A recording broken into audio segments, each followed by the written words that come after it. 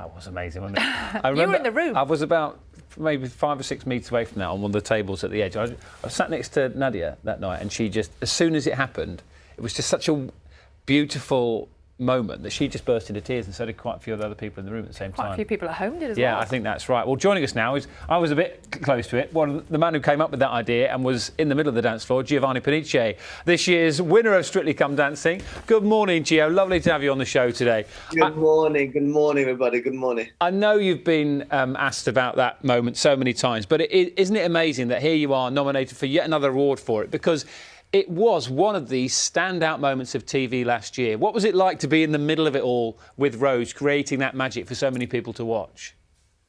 I mean, Dan, you were there. I mean, the feeling in the room was just outstanding. You know, it was more than just a dance. It was more than just 16 seconds of silence. For us, it was more show what Rose feels every single week. And I think since we did that moment, I think people realized how difficult it was for Rose dancing and without obviously even the music. So it was very special, definitely special. And it was, Gio, it was your idea, wasn't it, to put the hands over the ears? When you first explained that to Rose, what did she think of that, and how did you incorporate that into the dance?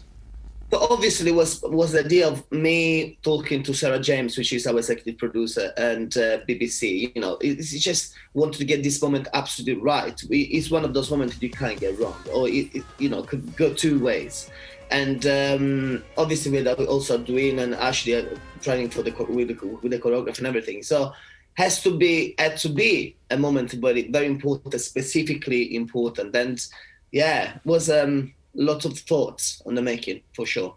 And when you thought about it, when you first had that idea, did you have any idea the impact that moment would have?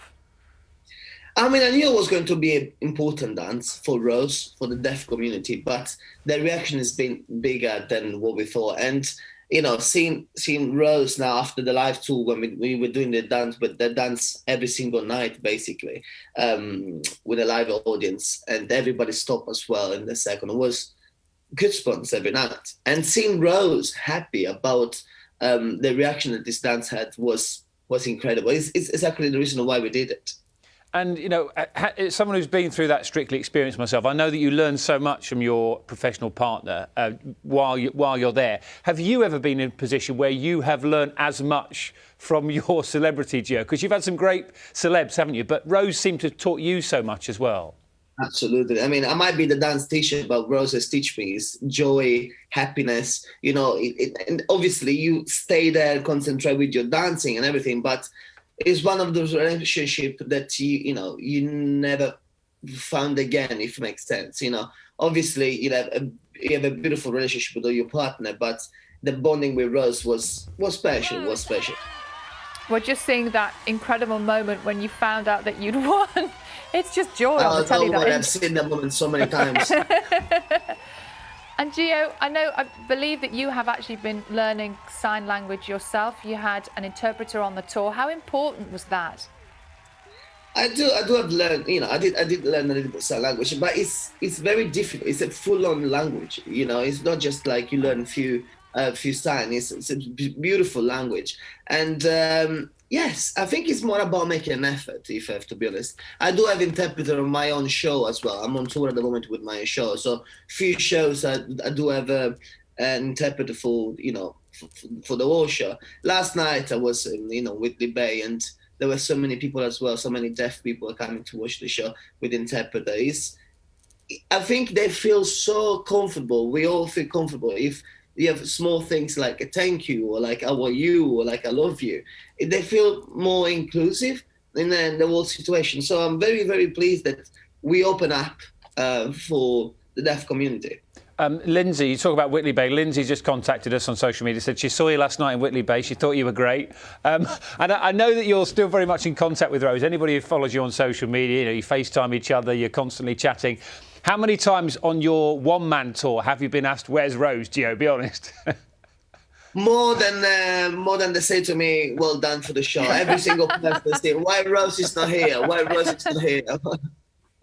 But it's normal. You know what is nice, Dan? The fact that, you know, people, obviously they were involved in our partnership, and obviously they vote for us. So it's nice that they still remember both Rose and Giovanni, which which is what we want. We definitely come back and watch and dance together on Strictly. So not as a competition, but hopefully as the win of last year. So it's nice that the people still remember.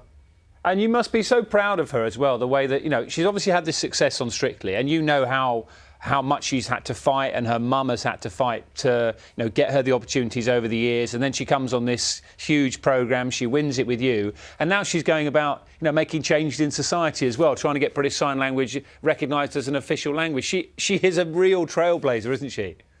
Is incredible. She's a role model, to be honest.